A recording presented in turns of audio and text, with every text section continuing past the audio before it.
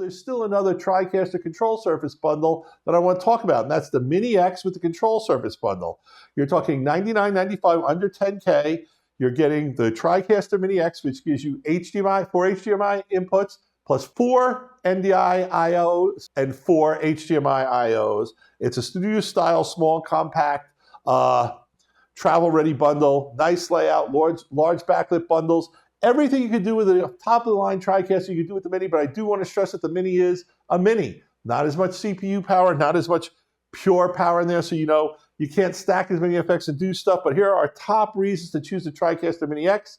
Easily scalable up to 8 inputs, NDI support for seamless IP production, hybrid workflow with both IP inputs and HDMI, switch streaming recorded up to 4K 30p, built-in audio mixer with advanced routing, and portable desktop-friendly design with professional-grade capabilities. So there you have it. What a great show.